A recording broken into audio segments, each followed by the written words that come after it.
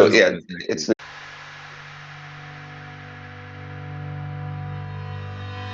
Hanging by a thread, hung upon all the words you said, breaking free from this conformity that you force on me. Everything I do is one big show.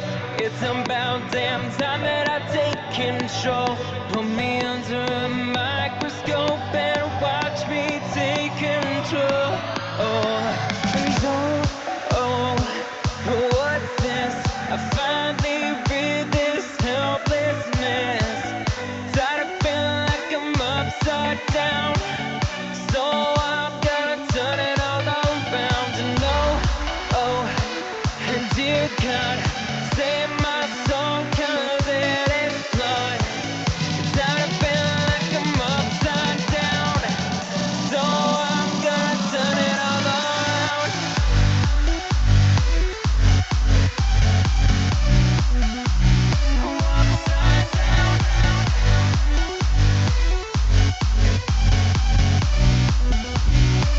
We are here to preview the Open. It is the Scottish Open. Gonna turn it all around.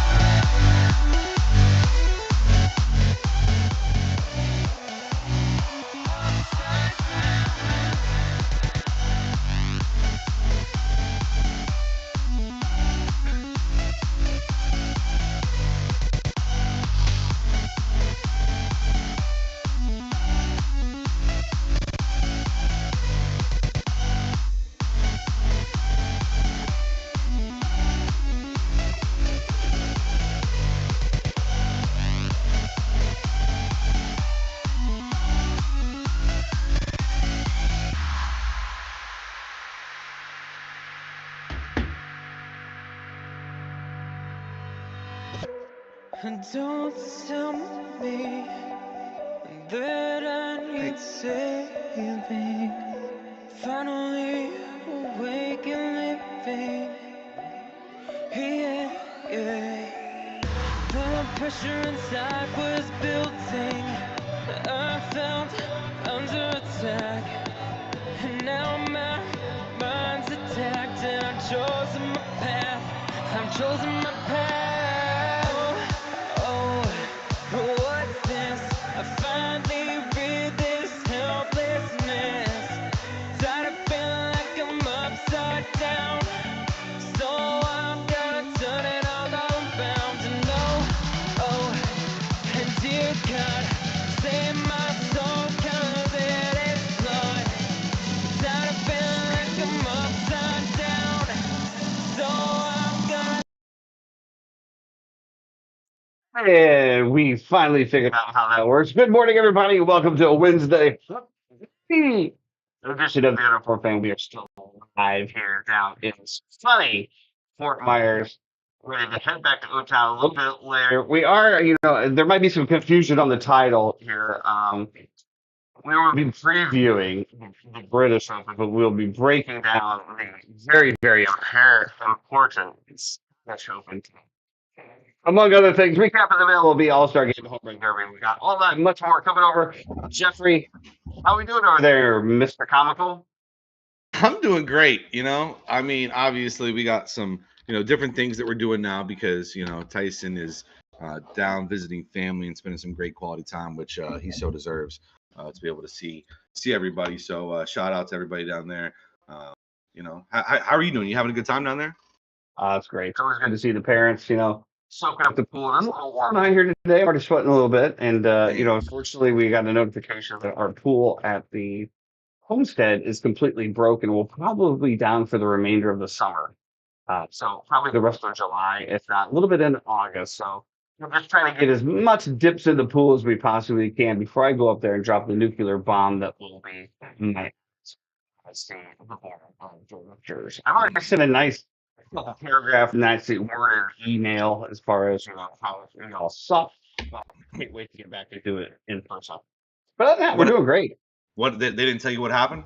This is just Our community manager and our community HOA is just absolute dog shit. They don't do anything. They're not proactive on anything. They don't do anything. Like we actually pay a full-time community manager in our Hmm. community, which is unheard of, especially for a community with around 500 homes. And we pay like $75,000 extra for this, and this person just sits in their office in the clubhouse.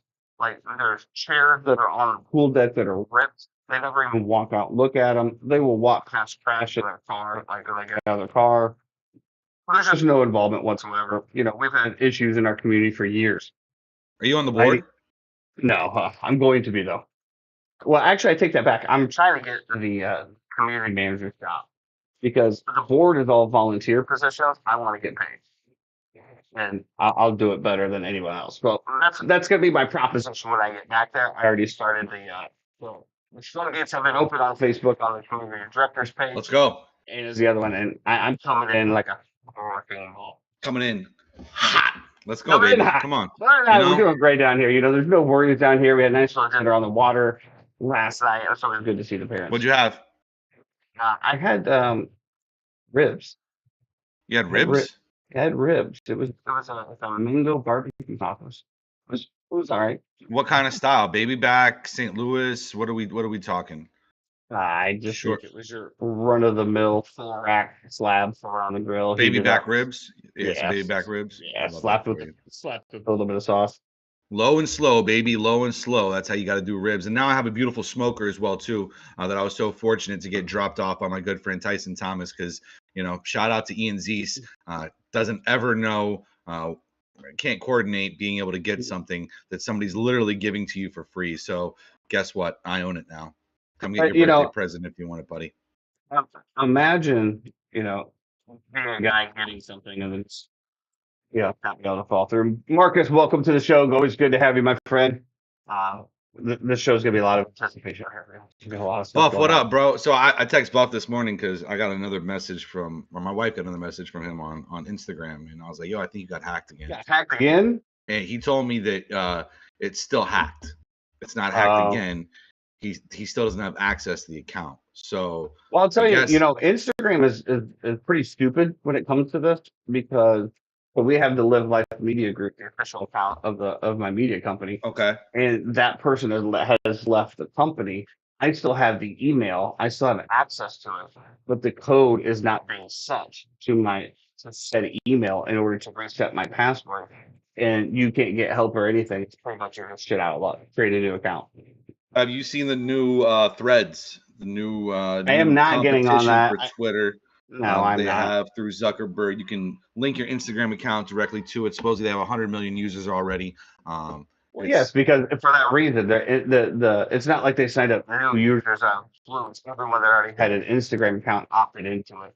Yeah. Let's say that I did see a picture of Mark Zuckerberg at the jiu-jitsu gym or something. Did you with see some that? UFC fighters. Yo, I think Elon somebody doesn't want said- any part of that, bro. Bro, Elon, I don't know what.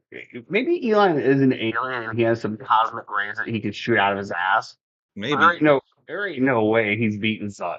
Unless SpaceX is working on something right now to try to take down Zuckerberg, I don't see that happening, dude. Zuck looks ripped up. Who was he with? He was with Adesanya and somebody else that looked like he was training with. But Zuck looks like Yeah, he's almost Say- got a six pack, and say he was when and doing where, jiu-jitsu homie. For a while. I I'm- think he's a black belt in jiu-jitsu. I'm good. Now, and I know that I know Elon's got like a big reach on him or whatever, and yada yada yada. Homie, that doesn't matter, bro. Like You if you're see doing what Elon- boxing, maybe. Elon challenged him to a big dick contest too. Let's whip it out and see who's bigger. Like No, he didn't. actual words. I found that shit crazy, man. And What's going on over there, bro? Love it. I still like love it. Twitter. Obviously, I think there's some things that you can work on, but it's weird how this has become like a political, like draw your lines in the sand. Like, if you're sticking with Twitter, then you're far right. But I'm like, I thought that's what True Social was for. But Actually, I saw you speaking of far right. So I saw Joe Rogan retweeted this, and Joe Rogan tweeted it was from MSNBC. It says the far right's obsession with health is getting out of control. Joe Rogan goes, "Holy shit, being healthy is far right." Yeah, What are we doing here? Yeah. The far right's obsession with health is out of control. Boomers, though, you are big and beautiful. Yes, that's what we all got to I say. mean, Well, we did have a little bit of where we at? sports action last night in the dark days of summer. The dark We days of sports. digress. We had a little bit of a home run derby on Monday. Let's break that down Yeah. first. First of all, neither one of our picks made it. I think that the biggest takeaway out of the home run derby is the fact of pitching. And Pete Alonso was out there trying to hit sliders. Man. While And a Hurt everybody Locker, else, bro. while everybody else is getting juice balls. Give me a recap first a little bit, and then we'll kind of go into some of the things that we're talking about as far as what adjustments we think might need to be made to the home run derby in order to keep it going. So I mean, 8 contestants, right? We picked our, who we thought was going to move on. Obviously, you get 3 out of the 4 right on the first round. I only had Julio Rodriguez, who went absolutely bananas. And what a cool moment if you were there watching it, to watch him put 41 homers up in that amount of time. Crazy. And the effortlessness that he was hitting those balls with over and over and over again. Shout out to him. Great, best Great round. performance. I will in- say in though, after history. he hit the Incredible. 41, I was like, he's kind of going on. And my chances immediately plummeted after that happened. Obviously, shout out to Vlad Guerrero Jr. Neither of us had him. I did think this is a big King Griffey Jr. weekend, and I was trying to make the correlations about the Mariners and Jr. being the best all time, and I missed the correlation of the father-son playing baseball as well too, which obviously you have Vlad Guerrero Sr. who won the home run derby. Vlad Guerrero Jr. wins this time. They broke it down statistically. If you watch, there were 2 different broadcasts. They had the ESPN broadcast, then they had the ESPN2 broadcast that was strictly analytics, and it was about balls that were barreled, exit velocity off the bat. Those players always move on consistently in home run derbies, no matter what, except for the one outlier, of course, Field.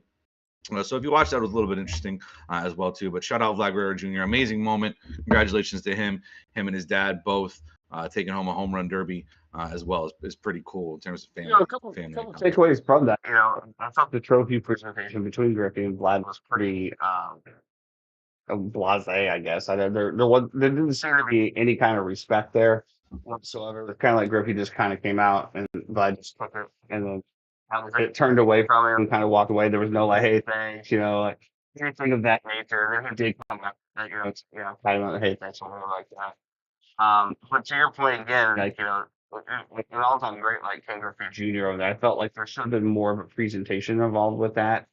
Yeah. And, I was also amazed at the amount of translators that were needed in the home run derby. When we're talking, everybody's mic'd up, and I didn't realize. I say Vlad Guerrero, right, or whatever. I thought he was in America. I thought he was playing. I know he played for the Toronto Blue Jays, but I thought he was in America. So his son was actually born in Cuba. And when you think about some of these Cuban players that have defected, that came over, right, and to think that I don't know if he defected that came over, but usually they don't really leave Cuba. Back under good terms. To see that he was still born, I was a little surprised by that. And I could have saw Ohtani.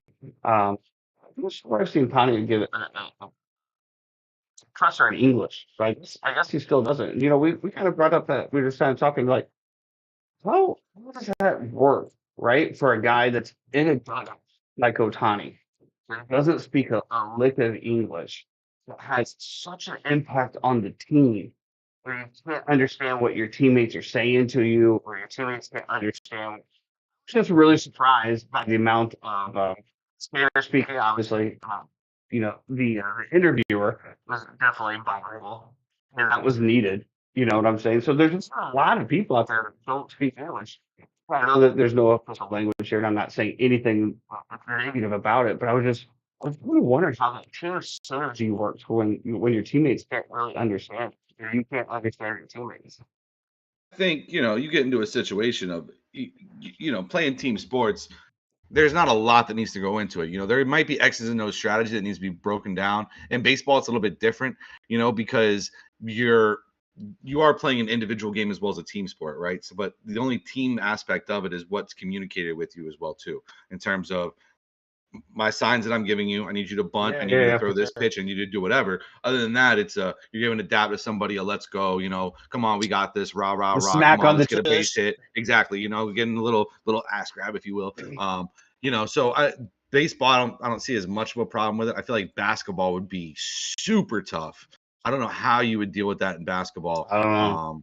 Football, I guess as well too. I Yeah, mean, you you do have to everything because with hand audibles. signs, But you but don't really I see- mean, because you don't really you got to see change that. coverages, you got to change, blocking schemes. You got to everything is audible in football. Well, I So the think that- I communication think that aspect those might be sports tough too- off that too. But I think those two sports, well, basketball, yes, but I don't think that the NFL is prevalent when it comes to multiple cultures playing in the NFL. You just don't see it. But you really don't see a lot of Japanese people in the hockey too. But I digress. But back, go ahead. No, I was going to say this too. I think it's also a microcosm of how amazing it is. Like in America, these guys before it was almost like they had to learn English, right? Like Yao had to learn English. Like there was more of a precedent that was set, right? But we've come so much of a melting pot that now you don't need to necessarily learn English. You can be a Spanish speaking person. You can make it through life. You can gather a fan base and a following based off of that as well too. You don't necessarily have to learn English to gain those fans on the other side if you want. Get to more of the next time. You're 54. You're about to lose fans. Absolutely. Absolutely. It's Portuguese is coming a lot as well too. I mean, if you look at even the area that we live in terms of over in the Windermere area of Orlando, there's a lot of Brazilians over there, and so if you there's a lot of Portuguese going on as well too. Now, most of those people who speak Portuguese, they speak English. Okay, so don't get it twisted. They take English we classes. see it, in Brazil. Disney every once in a while, asking for definitely melting pot. I just thought that was very interesting. I apologize for digressing. Back to the action. Again, so we saw the first round. Luis Jr. and Adley Rushman was probably, one of the best first round matchups that it was. Adley Rushman switching to the other side. I was just amazed, really, at the ease Luis Jr. swings. And they were talking about he doesn't hardly even turn his hips. I love to see his golf swing. Oh yeah, it's all arms. Yeah, it's all arms, and it's just so easy for him to continue to hit those home runs. Unfortunately, I did miss that first matchup. I caught on the back end. I was out for a lovely walk with my wife. So beautiful.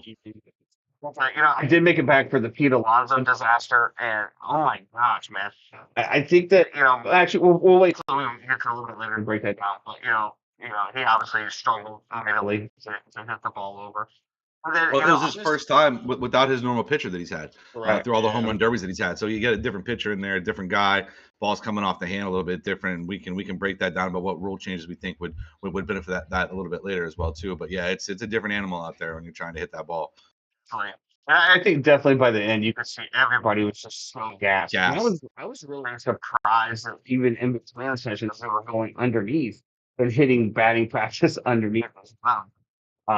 I know it's about getting your rhythm down and things like that. You're not getting warm ups, right? I could see a few of them. There's some of them down there for quite a while. But shout out to Vlad for winning the home run derby. That was pretty cool. They did post a tweet from his father, so congratulations, son.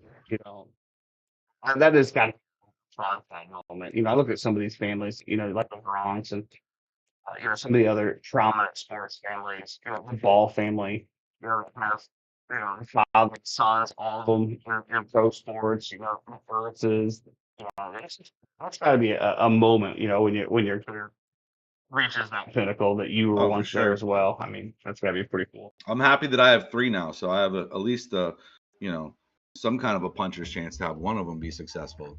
You got to get the streaming setup available of their phone so he can start making some money on video games. Very true. Well, it's funny because my oldest has a YouTube short channel where he has plushies, and he's got like 200 something subscribers on it now, or around 200. But his videos that he puts out are wild because he'll put out these videos and he'll get 5,000 views, 8,000 views on these videos. And I'm just like, what the heck, dude? You're like, if only I could chop up my podcast and make short videos to gain that kind of exposure. What a world that would be, right? What a world that would be, Try to get ourselves out there. Go figure. So let's talk about this home run derby here a little bit. I have some strong opinions on it. I know that I shared those with you before. I want to throw out some wild accusations here, some wild projections, and we'll see what sticks. First of all, I'm proposing to eliminate the pitcher altogether. We live in a day and age where if we want to find out who the true home run champion is and who can hit the most home runs, then I think that everyone should face the exact same pitch in the exact same location. Now, I know that there's some batters though that like it a little bit further in, right? Or they like it a little bit more over here. But let's be honest, those pitchers are hitting that maybe 2 to 3 times out of every 10 pitches. I mean, the Pete thing was just Yeah. get over it, dude. The guy was paying orders and throwing socks. You know, and I'm also going to propose something else that everyone gets the same amount of balls around. It's 50 balls. If you don't want to swing, if you still get your timeout, or maybe they do 25 and then you take a timeout, whatever. You can still take your timeout. Everybody gets the same amount of balls, the exact same location, and let's try to see who can hit the most home runs. I think that's something that they're going to look at because I just can't get over Peter Alonso getting absolutely wrong of even having a chance to do this. And the pitcher for Seattle, that dude was on fire. When he hit 41 home runs, it was just boop, boop, boop, ready to go. They were all Yeah. right there. They were all in his sweet spot. They were ready to go. And he was definitely the MVP of that round. Unfortunately, I think that he got so gassed that he couldn't pick up the rest of the rounds. But I do feel like there needs to be a few changes after seeing what I saw in regards to Alonso. Yeah, no, I agree. I would also say get rid of the timed rounds. Like I want to go back to the outs. I love the outs when you had 10 outs. You know, it could have been 10 swings. You know, you could turn that into 30 swings if you were hitting home runs. And then you give them the money ball with 1 out left, as opposed to giving the money ball with, you know, multiple getting 30 seconds or a minute. It's like, you know, a guy can hit in 60 seconds at the rate that they're throwing the ball. A guy can hit 10 home runs, you know? Right. And I think we saw I don't know, somebody hit 7 or 8. I think it was Adley Rushman had like 8 swings in a row where he just dunk. So yeah, I love the idea of putting the pitching machine on there as well too. I think that's really good. It just something needs to change with it. You know, it's just too much of just. If we're really they trying used to to who have can it. hit the most home runs. Yeah, they used to have it where it was like the ball had to land before you could throw another pitch, and they got rid of that. So it's like I now like you just that have a back guy. You gotta be they're sitting there doing this the entire time, you know. And Well, I like the fact that they got rid of it right back, swinging right back, because swinging the guy right that back. hits the 500-foot moonshot is literally waiting for seems like forever for that ball to land. Yeah. That's or you have another category where you add up the distance of all of your home runs, and that's another category that they win. Like who hits the farthest amount of home runs, not just over the wall. Who tallies it up? I don't know. I think that there's some things that they can definitely change to make it a little bit more interesting. My father, who obviously grew up really watching baseball and being a huge baseball fan, you know, unfortunately he's not a fan for all his life. You know, he saw this and he was a little questionable. He's like, all these people go to watch this home run derby? Like the whole stadium is full. And I'm like, yeah. And he goes, isn't it like an hour long? It's a little bit longer than that. I'm like, yeah. Yeah, well, I mean, I'll say, and we can talk about this too. I think the All-Star game itself, I was not a huge on. They played yesterday. Obviously, it's for nothing, basically. Which I just realized that. Whatever. That kind of pisses me off. I think the Braves will still end up having the best overall record, and we'll have home field advantage, hopefully, in the World Series. But we'll see what happens. How does this? How? Wow. I mean, it had to come down to some point about the Braves at some point, eh? We're talking about how the we had 8 All-Stars, not home field advantage anymore, and yet here we are. Well, because about the Braves. Yeah, because the Braves are obviously going to represent the NL in the World Series. Obviously. I mean, there's no other pick right now. Why even play the rest of the season at this point? I'm cool. Cancel it right now. We'll go ahead and just fast forward. Give them rest. Let everybody come back healthy. By the time we get, you know, right back, and you know we get freed back, and you know all these guys, you know, we'll be okay. I think. I was very disappointed when you said that, and I guess you know they probably stopped. I know that our producer was talking about the fact of the 3-time James Smith, shout out by the way. I know that he was talking about it all came about when they had the tie in Milwaukee, and you know obviously you don't want to push players And let's be honest, with the pitching that's out there, that could go 2 full games. I mean, we saw what, a total of 4 hits throughout this game, 5 hits. Yeah, even Kimbrel, like in the last inning, threw like 30 something pitches, or threw Yeah, like so- right at 30 pitches, trying to close it out for the NL. And I'm sitting there thinking, I'm like, why? Why are Yeah. we doing this right now? Get Yeah, the I guy know. off the field. And then you saw that the closer for the Blue Jays got hurt. He did. After as he well, gave too. up the moonshot that we thought was a home run, but then it ended up foul, and then all of a sudden he got pulled. Yeah, Like, yeah. I don't know. I know Dusty Baker was on there, but unfortunately, my father likes to mute the television during certain times, so couldn't hear the commentary on exactly what happened with him. But yeah, I did see that they were interviewing Dusty Baker, and he was like, "Yeah, it's the Blues guy. We got a Blue Jays guy, and we got to take care of him moving forward." Yeah, I will say at least though the All-Star game appeared to be played at full capacity, not like a walk around, as such as the NFL or the NBA was. So it looks like we still got that competitive nature involved in it. But I really liked it when there was something involved. But then again, like I said, outside of the tie, maybe MLB was like, hey, the AL's won, the last 9 years in a row. Like maybe we should actually let the team with the federal record actually have home field advantage. I don't know. yeah. Gentlemen, Well, I hate to interrupt, but we have some breaking news here coming on. And what up, Jay? yes, so what's going on, boys? How you doing? Breaking news: the NFL sources are saying that for Hard Knocks this year is going to be not the Bears, please. The Bears. Not the Bears. Not the Bears. Not the Bears. the New York Football Jets are going to be selected. Okay. Oh, Hollywood They're Rodgers. saying they're going to go in the league's criteria says that they eliminate teams with first-year head coaches, teams that qualified for the playoffs in the past 2 seasons, and teams that appeared in the past 10 seasons. So guess what? You get the drama that you want. Which will tell you all you need to know, that the New York Jets will not be making the playoffs this year in the NFL. Fade everything. Yep. I'm so glad it's not the Bears, man. The Bears are in the process of, I think, a great rebuild, a great turnaround, and to have that distraction in there, I don't want to see it. I don't want to see what's going on behind the scenes. Yeah, I want to be an uninformed fan when the Bears start their season and have the hopes that they're going to be good. I don't need to see shit. I would have liked to see the Tampa Bay Buccaneers, honestly. I wouldn't have minded the Bucks, but we just had it. Yeah. Recently too. So no, it wasn't recently. It was 5 or 6 years ago, right? Something like that. We had it. I don't know. Man, The four teams that were available for this season were the Jets, the Bears, the Saints, and the Commanders. I wouldn't have minded the Saints either. Actually, I would like to see the shit show in Washington. The Commanders, it's too messy, bro. It's way too messy. Like that situation is still not gone through yet. It's still not.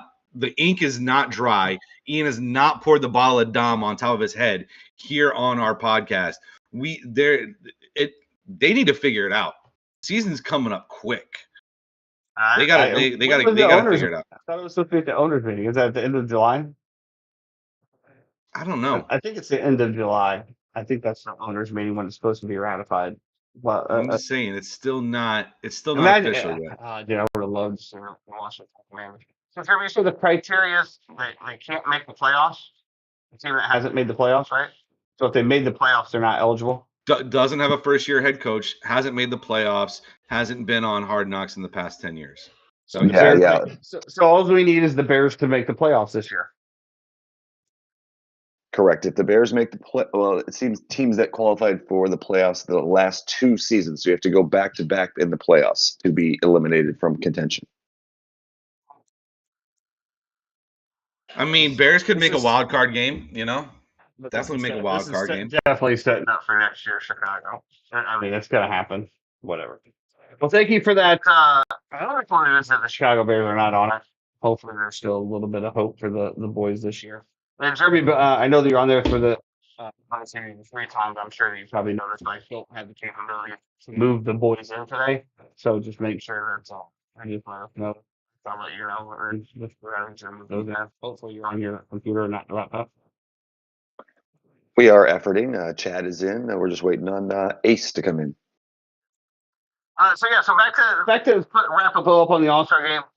I do believe that at least it is like we were talking about earlier, the sport that has the most interesting All-Star game. The NBA Yeah. All-Star game is trash. Well, Obviously, the Mm. NFL game is trash. give me the fourth quarter of the NBA All-Star game. Fourth quarter of the NBA All-Star game over all the others. When you got Steph Curry just shooting half-court shots and the other dude Not in the shooting- fourth quarter. I mean, but it's a race to a certain amount. So what happens in the first three quarters is Trash. just a prelude to it. Yeah, exactly. So if we're just going to do that, then let's just have one quarter all out. That's One pretty much quarter. what they do, though. That's pretty much what they What- do in the NBA All-Star game. Well, that's what I'm saying. So why do they have four quarters? Let's just do one quarter all out. Ball game. I don't know. I'm 15 minutes down to of go. pleasure. Yeah, but it seems to me, I always feel like, especially the MLB All-Star game is always low scoring, right? There's usually not. It like the under. I feel like is always a lock. When's the last time the MLB All-Star game went over like 10? I think there was one year when it hit like 15. Can't remember the year, but it was something crazy, dude. Where maybe it was when it was in Coors Field. Was it I don't know. Coors? But I did see though and to put more kudos to you, the 2025 All-Star game is down to Atlanta or Chicago. Give it to Wrigley, man, and let's go. 2025. Like, give it to Wrigley and let's go. The thing about Atlanta, and this is the one thing that I say as well too, and I'm a very privileged sports fan, but like since I've been alive, since 1985, the Braves have gone through like 4 stadiums. I'll do 2. No, they haven't. Fulton County, Turner Field. They had Fulton County was turned into Turner Field, was it not? Yes. no. Fulton County is where Fulton County Hank was Aaron- blown up. Yeah. Fulton County is where Hank Aaron had, and that part of the wall is still out there. So then you had Turner Field, Fulton County was blown up. right? Fulton Then you had- County was blown up, and then you had Turner Field, and then after Turner Field, they had what was the they had another one, and then they just got Truist Park that just opened up like 2 or 3 years ago. Turner Field was right next to Fulton Fulton County. County, yeah. So that's what I'm saying. With Fulton County, then Turner Field, and now the one out in Gwinnett. There was That's- a third one. There was a third one that they built after Turner Field. Well, you're the Atlanta sports historian. Yeah, give me the I'm name. not an Atlanta sports Because historian. until you tell me the name, I'm saying it's been I mean, I can Fulton find County, it if you want to. Turner Field. Well, I think we have a producer here that But he's got to look it up on his Samsung, so it's like a little bit tougher for him. You know what I I mean? forgot he Guys still on has his a phone. Turner phone. Field was built in 1996 as the part of the Centennial Olympic Stadium for the Olympics. Less than 1 block away from Atlanta, Fulton County Stadium, which served as their home field for 31 seasons. Yeah, but then what came after Turner Field? Another one came after Turner Field, and they just opened this one like in 2021. Turner Field was there for like 20 years. In 2017, the team moved to the newly constructed SunTrust Park, now called Truist, located in Cobb County. AKA Gwinnett. Yes. Bro, I used to live in Atlanta. I thought there was What? another one. No, I thought this is 4 in like 40 years. Maybe No. I'm wrong. you've had 3. But you could look at the same thing as like the Red Sox. Okay, the Red Sox has gone through transition. It's still the same field. But you got to keep up with the times, man. And honestly, there never would have even been a talk of an All-Star game in Chicago. It would have been for Rickett families going to the surrounding areas. And to me, to host an All-Star game in Chicago is absolutely asinine because Why? there's nothing around the field. There's no hotels around the field. There's Wrigleyville. nothing. Okay, that's houses and bars. There's like 6 bars right there. So yeah, I think that's an absolute shit show of an idea. To be perfectly honest with you, have that game there. They got to It's just- figure something out. There's not enough seating capacity, and it's too far. I mean, when I say too far, you're also talking like 25, 30 minutes from downtown. Maybe, depending on traffic, but still, I mean, You also I got don't a few years to get that rectified, right? you're gonna bulldoze houses and put up a hotel. No, that's not how this We'll works. talk to Mr. Marriott, see what we can work out. Yeah, we'll see. We're gonna talk to JW a little later. Jeremy, we got John the boys ready. Willard. They're ready. All right, let's bring in the boys. So we do have Catholic Wednesday today. We are talking about the Open. Unfortunately, not the Open that everyone is excited about. Jeffrey kind of bamboozled me a little bit this morning in regards to that. So shout out to Jeffrey and his bamboozle. But welcome Paul Chad, the Bad Burrito Boys, who once again They That's moved another- back in. They What? moved back in. They're not here yet. I don't know what happened right there. Oh, And by they asked for a respite of about 3 minutes. If they could.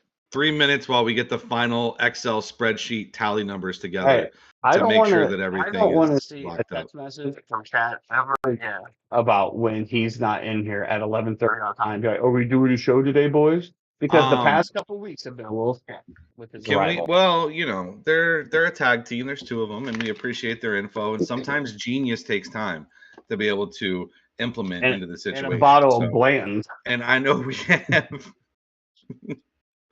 we have a lot of people who are probably tuning in right now to hear their 1,500 people thoughts here waiting. on 1,500 people here what we waiting, want to do. and it's just it's just. it How's is what it Apex is. been going? You been grinding Apex? I don't know. Oh, okay. Well, that's fair.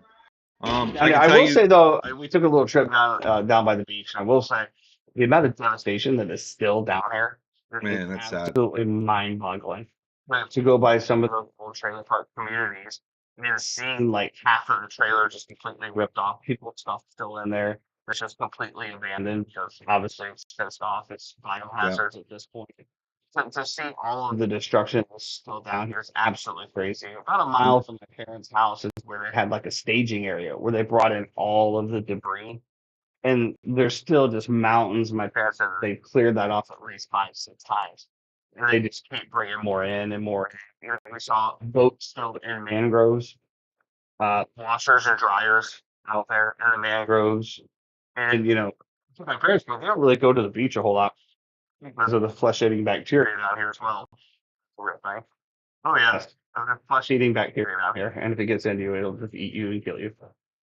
But a lot of people that are going to the ocean are getting like cuts and stuff of that nature because of all of the debris that's still in the ocean. And I told them, I go, well, you got to think about right? How far that came in, and all of the garbage that got drugged back out into the ocean. Like, dude, that's nuts, man. I said Yeah, they're gonna it's have to do crazy. something serious. Like I don't know I if you just saw drag the too seafloor or what. where farmers just officially pulled out of the state of Florida, farmers insurance. So if you have farmers for anything, just FYI, your insurance is getting canceled as of today, I believe. Yeah, there's it's only done. like 3 or 4 insurance companies here, and so you can imagine when you have a 3 or 4 insurance company monopoly, what's happening. Yeah. Fortunately, I did put my parents onto USAA. Oh, good. As my dad is a Vietnam veteran and a Purple Heart recipient. He actually reached out because they raised his insurance to $4,000 a year, up from like 18. And so he reached out to them, and they stated the same thing, that they don't insure Florida. And they went and looked at his record. He goes, "Oh, I'm sorry, you're a Purple Heart recipient." He's like, "Yeah."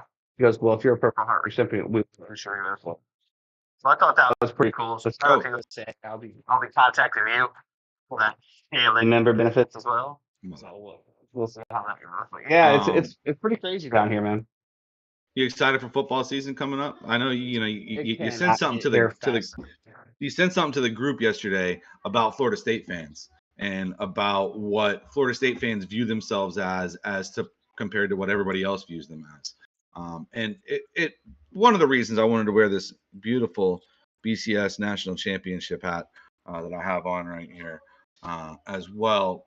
But yeah. So what were you your have the thoughts sweatshirt on as well? on homie? You have the shorts on too? Yeah, of course you do. Oh, and the undershirt. Get out of here, dude. Get out of here. Oh my god. I think that as you put your I just headset wanted to make sure in that there- you understood Like what you- time it was this year. What, LSU. you're finally feeling confident this year, so you're gonna wear your gear.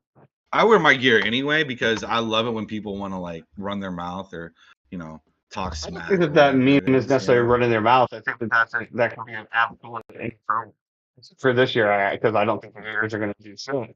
But I think that pretty much every fan base would have that same attitude right now. And I Yeah. do believe the meme was how Florida State viewed themselves, and it was the guy from 300, right? It was Unitas from 300. Yeah. And then it said how they're actually, and it's Nacho Libre. Mhm. Like I said, I think that could go for everything. I don't know. I just hope that Florida has a winning record this year. That's all I hope for. That way, that game at I the end think of the year is I think that would be a competitive plus. in some manner.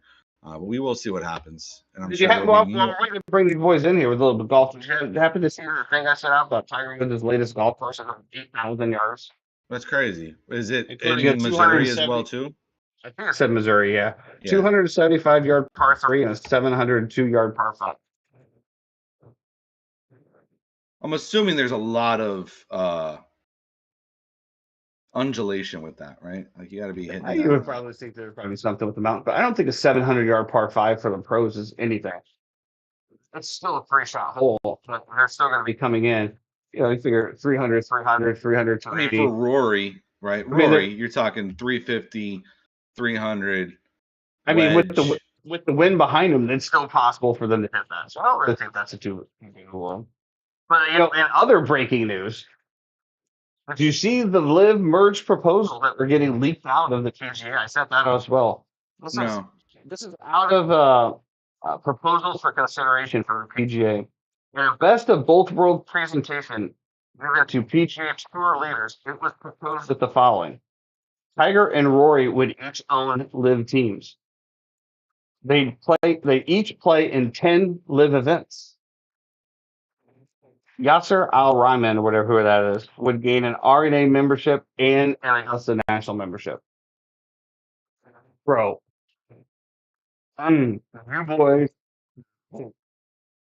respectfully, Chad, that Tiger and Rory play 0 events on the Live Tour. Because I am going to go in and they're going to lose their shit. I don't know about that. I did see. Well, so I saw some of the stuff about them testifying in front of Congress as well too, and I saw some of Riggs's thoughts on it as well. And it's like you can't compete against an entity that has $660 billion in their war chest when you have $1.5 billion. Like it's just not going to work. And so at some point, you got to know when you finally have any leverage, which the PGA Tour basically didn't. But you got to get those people to a negotiating table, and they did. And so here we are now. We'll kind of see how it plays out. I still like my idea of integrating more of the LPGA into the PGA Tour sanctioned things, but that's just me. But anyway, we want to welcome in the boys. That is just you. I mean, I think it'd be a good idea. That being said, we do want to welcome in Chad and Paul. It is Gap Wedge Wednesday. It's a pleasure to have you in. Coming off of another great week as well, too, heading into the Scottish Open. Boys, how are we doing today? Paul, how's it going? Hey, Jeff. Hey, Paul. Formal congratulations to you, my man. Oh, thanks, bro. I appreciate it, man. Doing very well. Chad, how you doing, man? Doing well. How you guys doing? Good. Chad, how was Austin this weekend? Austin was great. A little quick trip out there for one of our good friends' birthday. Yeah. Did some distilleries like Old Deep Eddy, one of our favorite vodkas of choice. So we had to go out there. Yeah, it's great. Great stuff. That real fruit really just something else. The what? You mix it with water, it's like you're drinking lemonade on the beach. The Deep Eddy lemonade. Oh, it's so good. Yeah, it was funny because I was texting with Frank because now my youngest and Marla now share a birthday, and shout out to Marla. Happy birthday to her. I know she likes to listen to the podcast with Frank as well too. Happy birthday, Marla. I hope it was fantastic. Hope it was great. I told Frank, Marla, you're salt of the earth, amazing people. And my son now shares a birthday with you. Hopefully he grows up to be as great of a person as you are. Be very, very blessed to have that happen as well. Anyway, guys, how was this weekend? Did we watch any golf this weekend? Paul, did we see anything? Did we watch the LPGA Women's Open where we strictly focused on John Deere? Did we not care at all? I watched some of the John Deere. I watched maybe 15 combined minutes of the U.S. Women's Open at Pebble Beach. Okay. Most of what I saw was Annika Sorenstam taking questionable drops on the last hole of the event. Anyway, doesn't matter. She was getting the Ricky the Rory treatment. Annika Sorenstam. Am I missing something here? Yeah, am I talking about the same person? You're talking about Annika Sorenstam? I didn't even see her play in the Open. Yeah, she played. She Oh, played with Michelle Wee. Ah, okay. Remember that y'all's girl from last week? I didn't watch that grouping, so Oh, I well. had the opinion. I'll watch I'm everything. just I'm curious Yeah. as to. So I liked it and I watched it and I thought that maybe if we get the LPGA integrated into more courses that we're familiar with, watching on the PGA Tour, the numbers might be a little bit better. And Jeremy, if you could just do me a favor, I'm curious as to the number on this women's U.S. Open. If you could get that compared to other women's U.S. Opens, just let me know whatever that is. Put it in the chat because I'd love to see the number on it. But do you think that maybe integrating some of these courses that the men traditionally play, like a TPC, a Bay Hill, Austin Country Club, they played Pebble, courses that we're more accustomed to and we know the layouts, would draw the casual golf fan in more to LPGA? No. Thank you for that, Paul, and thank you for not entertaining him with any dialogue in regards to that. Yeah. No. All right. Well, moving on. We obviously had the John Deere Classic that was this weekend. Chad, your thoughts on the way that all went down? Well, by looking at the leaderboard, my boy shanked it, I guess, because he was up there, and then all of a sudden Sunday he decided he didn't want to play anymore. But I didn't watch a lot of it. I was watching a lot of bar tops and live music, so I can't really talk a lot about what happened in the tournament because I honestly saw about 10 minutes of the whole weekend. So Well, Chad, let me I give you just some watched. really good news here, buddy. You ready for this? Yeah, You didn't miss anything. I mean, I did see that. Yeah, you're right. I guess we'll just go with that. Yeah. I know. I was looking at my PGA app and I saw that my favorites were doing decent. Just none of them pulled off the victory, but I did see that a lot of them did. I got some money back. I'm all right. Glover was up there as well too, who you had as a long shot. I know he came in pretty strong at the end. Who ended up winning the tournament again? Sepp Straka. Straka, that's right. And he started was off- on. He started off +2.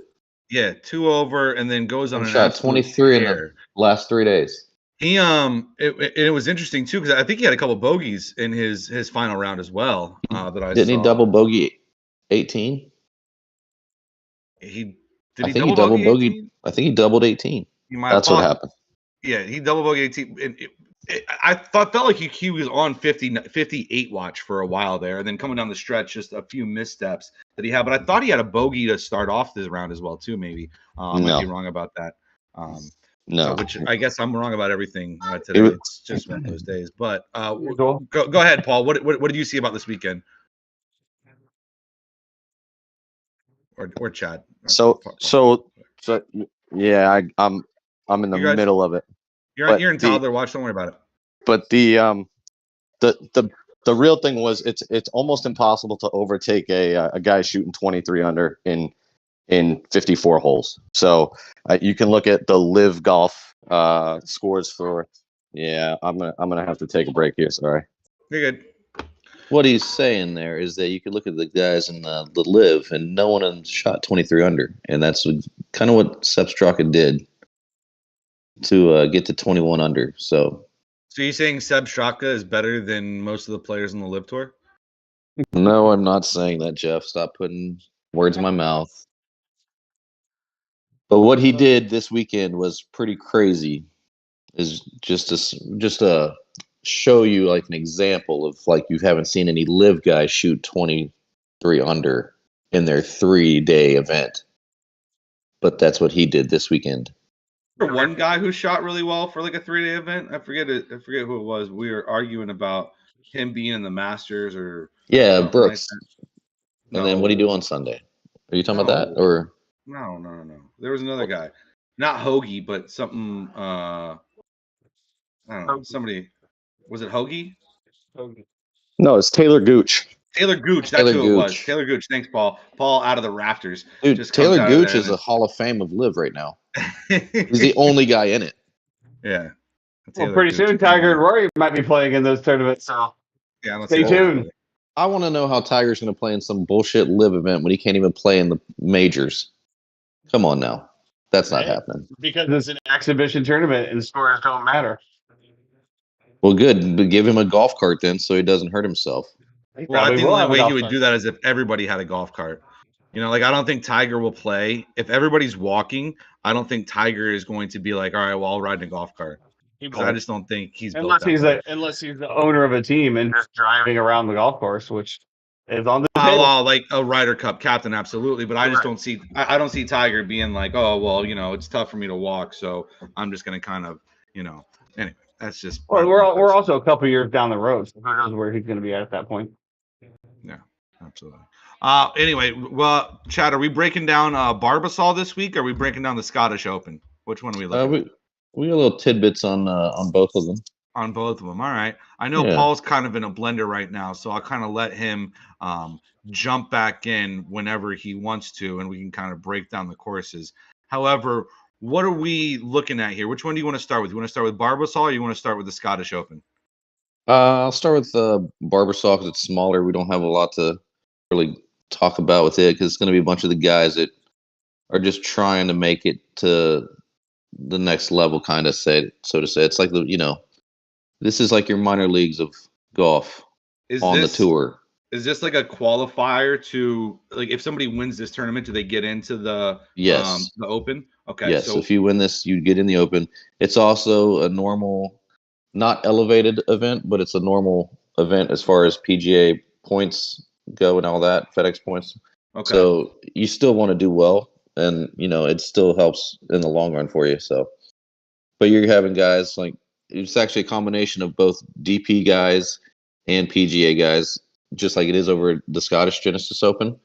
Uh-huh. It's the same over here. Like those guys that didn't qualify for in the DP are playing over here as well. So you're going to see a lot of names that you have no idea who they are. Yeah, little DA points mixed in there. I can see. Yeah. We got some DA playing? interesting people in this Soren tournament. Kjeldsen, Wait. Yeah. Rayo Kevin- Hesses, Kevin Rayo Chappell, Hesses. You said DA Points is playing in the Barbasol? I believe so. Yeah. You know, I played high school golf with him. Did you really? Yeah, he's still kicking. He hadn't stopped playing for quite a while. He had a little blip there where he won the Pebble Beach. He's got a lot of back problems. He lives in Pier Point. Oh, well, so a little local guy as well too. You So ever played that maybe- course? Yes. I've never played it. Yes, I Yeah. played. DA Points is playing. He played in the John Deere, missed the cut, but he shot 2 under. So It's good to see him. It's good to see him playing again. Honestly, good to see him he back was out pretty there. bad there for a while. Anybody who we're looking at or targeting, or what's the formula that we have right now for the Mm-hmm. Barbasol Championship that we're looking at, Chad? Barbasol is a birdie fest. Just get birdies. That's all you got to do. It's crazy. It's like I think the last 3 have all been over 20 under. So it's just you're gonna get guys. You're gonna hit tee to green mainly, and then give yourself chances of birdie. It's a pretty easy course. I mean, obviously it's 20 under all the time. So Paul and I were looking at guys that are good approach guys that set themselves up for birdies. Guys like Akshay Bhatia, here he comes. It's gonna Love be a that field guy. like I feel like this guy he can actually pull it off this time. Lucas Glover, like you mentioned earlier, he's been on fire lately. He's in this tournament. We're gonna be backing him. Another guy, no relation to, but Paul likes Kevin Roy. He's a Oh, birdie guy. In this model that we have, he's actually third tee to green, first in approach, and third in birdie or better gained in the field. So he's got a good shot, and I believe he's at 80-1 or something Wow. around that. So another guy we're looking at is a local guy from Kentucky, Josh Teeter. Played pretty well last time out. He's got a couple of top 10s at this event, I believe.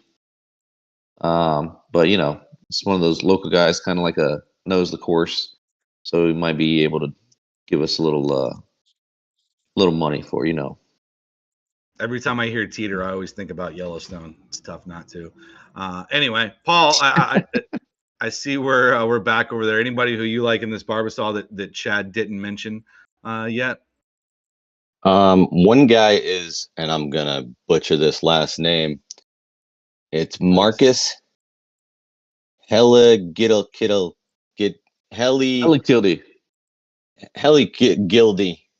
Okay. It's the only event he played in of record last year. He's a DP World Tour guy, so PGA wise, it's the only record event he played in, and he finished 8th last year. He's a decent player. I have one other name here that's like you've never heard of. Where'd he go? It's Huey. Hold on, let me see if I can find him. Jerry Lewis. God Ooh, damn it! I knew. and the Oh. news. Jesus, the fact that me and Tyson were just on the same wavelength of that was bad. Let me see. Who'd we lose? Oh no! Oh no! What You know about- what? Huey Fine. might be in the Scottish Open, Okay. and that's okay. But for actual guys who might compete to win, I have Vincent Norman. Is that his name? Let me see. Vincent Norman. Yeah, he's a long hitter, DP guy. He hits the ball pretty far. He's actually number one in the field in birdie or better. So Wow. Finished 24th at the Rocket Mortgage. Didn't have a great lead up to that. he 8th was is at Byron Nelson. the one that we don't ever have a thing on because it's the dual event, the team event, New Orleans. They were up there like him Zurich. and someone. Yeah, him and someone were up there like Zurich. 3rd or 4th because they were just bombing the shit out of the ball and hitting birdies. Yeah, he's a decent. He's a guy who's been like on DraftKings. You're getting him at like 6,200 in other events and filling it two R's in Norman. Just in That's to case make you're sure you looking get the for right him. one. What about a Yeah. guy like Taylor Pendrith this week? What do we think about him? He is the favorite here. I just can't get behind how he's playing. Is he really lately. the favorite? Yeah, Believe so. he's. No I way. mean, he's played Okay. 8 rounds here, and he's got the best average at 67.75 per round. So, Okay. but there's something mind. here. Just If you're looking for course history, yeah, Yeah. he's your guy. So one other player who, anytime we're going to talk about this, and we got to throw out the name Willie McGirt. I mean, if you don't know what Chad looks like and you're curious out there because you only hear his voice on the podcast, go look at a bio of William McGirt and you That will is it. see Chad Breen to a T, ladies and gentlemen, to a T. It is his doppelganger. If you want to throw a little bit of money on the I might throw some money on my brother Country this week Club just because Chad. he's you know? actually played pretty well. I think. I think he he made was- a cut. He missed the cut at the John Deere, but he was 3 under. Obviously, that cut was kind of crazy. I think he bogeyed a hole or two coming in, unfortunately. But Yeah, that's what I saw. He was playing well, and then yeah, he kind of fell off at the very end. Yeah. But I always keep close attention to William McGirt. Feel like maybe there was some, I don't know, some kind of DNA cross somewhere. You guys have to be related, Right. It's really, really unbelievable. I do All right, want to well, throw a ahead. couple of 2 horse for courses out there. Would be James Hahn and Troy Merritt. Just to throw those names out there, just in case they are legit horse for courses and do well here. So All For right, which cool. So event?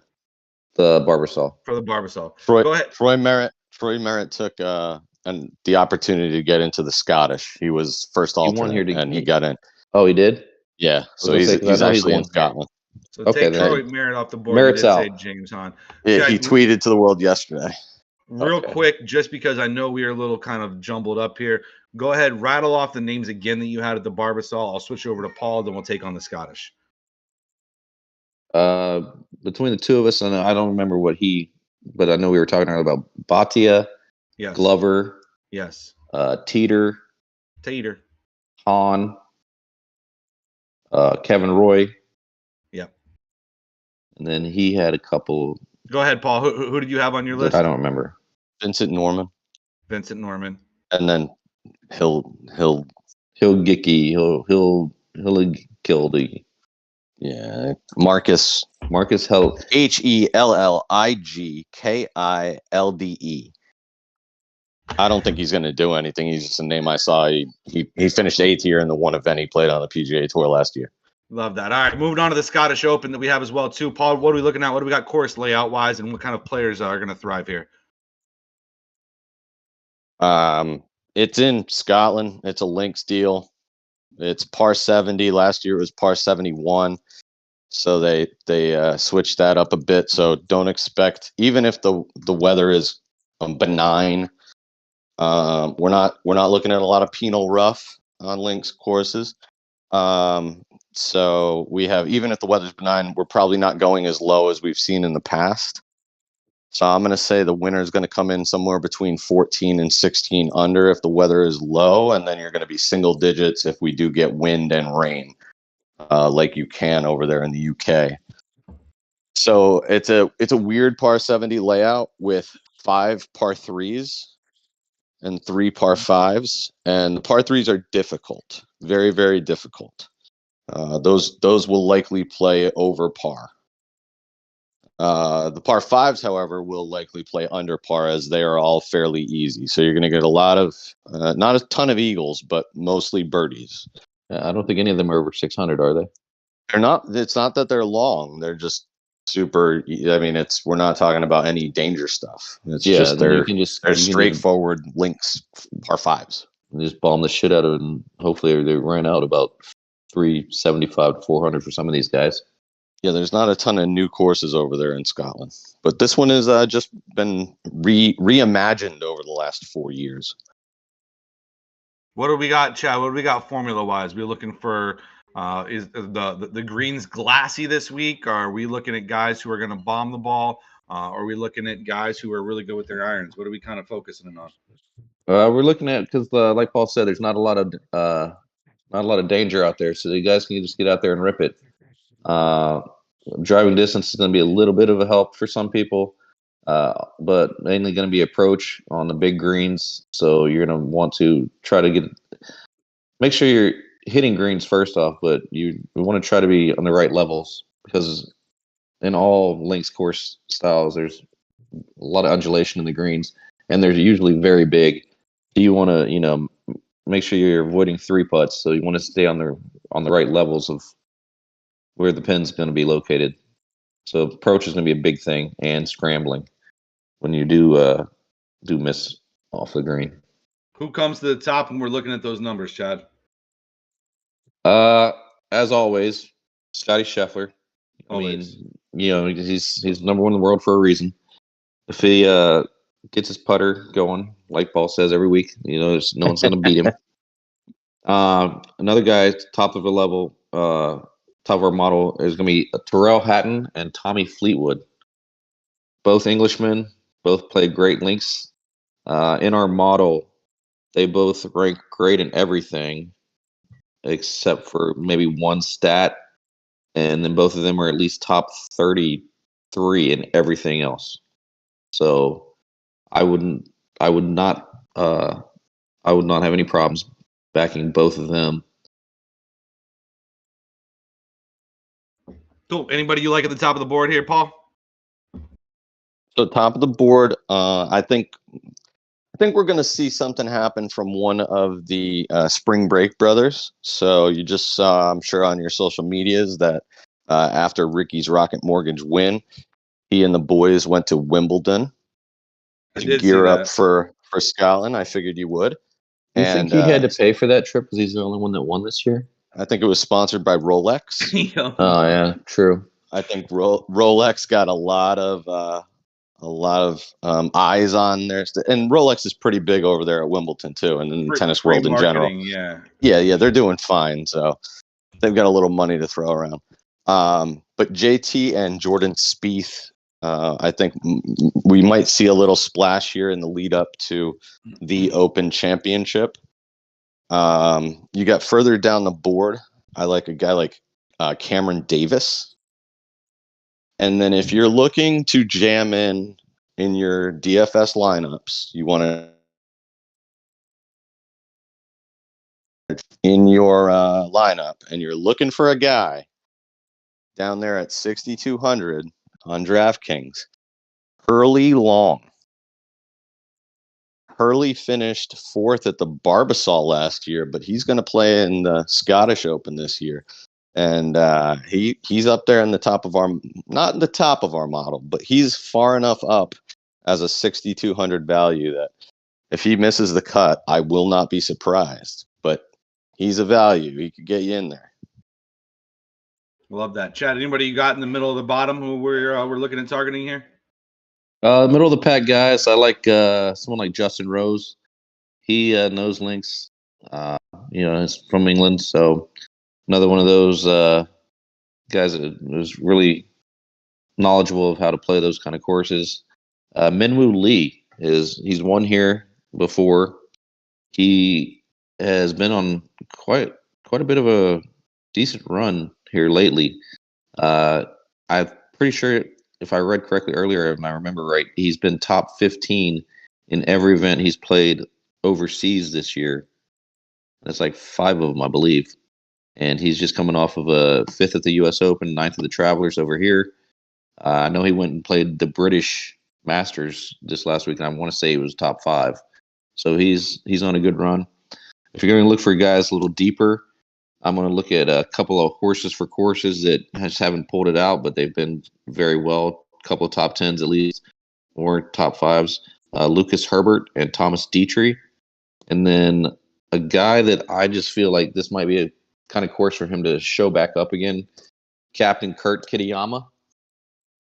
He's fallen down in the odds, so you can get good odds on him. And then just to finalize, a couple of Scottish players that I feel like have a chance that they could actually do pretty well here because it's like a home court advantage. Robert McIntyre and Ewan Ferguson. McIntyre just finished last week. He actually had the lead and kind of stumbled down the end at the in the Denmark event that he watched Dane actually win. So maybe he'll feel like, maybe I should do that this week, and he can pull that off. So those would be the guys I'd be trying to back this week.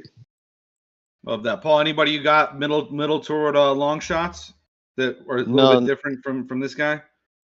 No, I'm going to stick with the Cam Davis, Hurley Long, and Jordan Spieth at the top there. I'm also, I think we text each other, Chad and I text each other on, it was either Monday or early yesterday, that Hatton and Fleetwood were perfect for this event, and just the way their form is coming into it.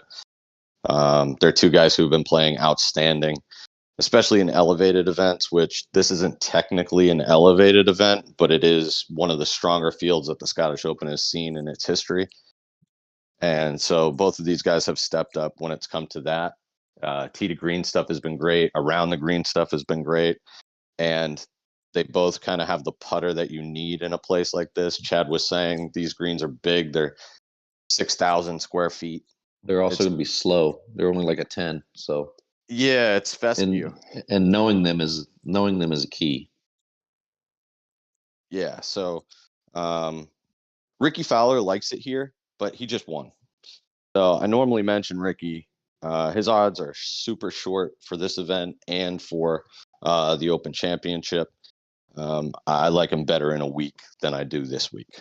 Yeah, and I would honestly if you have Ricky in some matchups that are against decent players, like maybe even his own boys like Spieth and Thomas, I would actually take them over Fowler. Kind of a fade week for him, I feel like.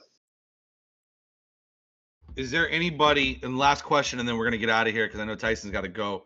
Is there anybody who we are looking at this week who their performance this week might be predicated off of what we think about them going into the Open Championship next week? I don't think. Go ahead. Oh, Jeff. sorry. I feel Yeah, like someone like who hasn't gotten a major yet, like a Xander Schauffele or Patrick Cantlay, might play this to get the good feel for it, and then do very well next week. I feel like one of those two. It just feels like that's their time, Like they're both very, very good golfers that don't have a major. Major yet. Gotcha. Paul, anybody then- you got? Oh, go ahead, Chad. Well, I was going to say, and then Paul, I'm sure, was going to talk about Ricky because that's the thing. Well, that- I just mentioned that I think Ricky's better shot next week than I do this week. yeah. But if we're looking at guys who may step up next week, we said, not to bring up bad stuff, but when we victory lap a bunch of stuff, we got to also take a shot when we say it. Is last week I said look to target Cameron Young. Cameron Young found something at John Deere. He's played well at the British. He finished second to Cam Smith at the Open Championship. And if he can continue that trend, he's not playing this week, but if you continue that trend, just a little preview for the Open, it's possible that the effects of the Paul Tesori switchover, and it sounds like he got himself a head doctor based on his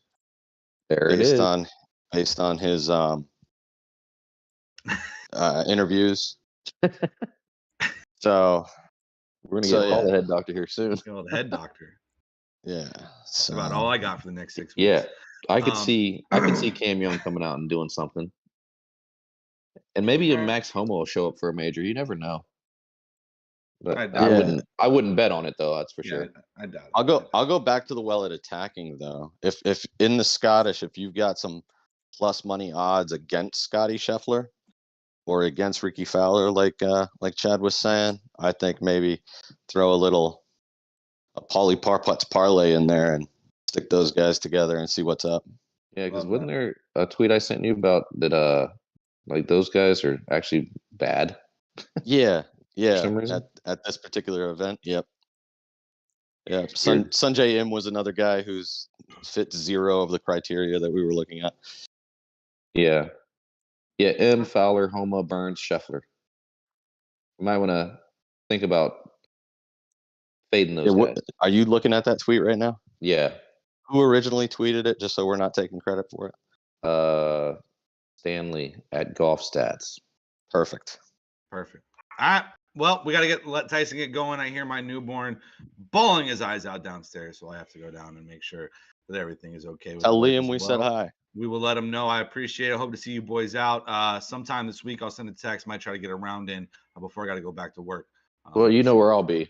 I know exactly where you will be, locked up, bar wench over there. Better Yep. than wing runner tonight, though. Hopefully, you don't have to go through that as well too. That's actually a little break. I enjoy it. All right. Well, we appreciate you boys. Can't wait to talk to you next Monday to when we break down the Open, the British Open, instead of breaking down the Scottish Open. Thank you so much. Appreciate you. God bless. Thanks, We'll talk to you all boys. soon. All right, see Take you it later, easy, guys. fellas. Thanks for your Later, guys. patience. Great recap there from the boys. I was excited to see that DA Voice is back playing golf. I have to watch a DA little points, bit of this. baby. Keen's I have to watch a little bit of this tournament this weekend. Let's see if he I think can- he's playing. He's playing with Taylor Pendrith as well too. Like he's in like that grouping, that 1254 grouping of like. There's some studs in that grouping as well. Or maybe we'll get him. Maybe I'm wrong about that. We'll see. Yeah, I don't know, whatever. All right. But yeah, so we will be back next week. We'll do a Monday recap, and then next Wednesday we will be back to and preview the Open. The Open Safe of all. travels, Opens. Tai Tai.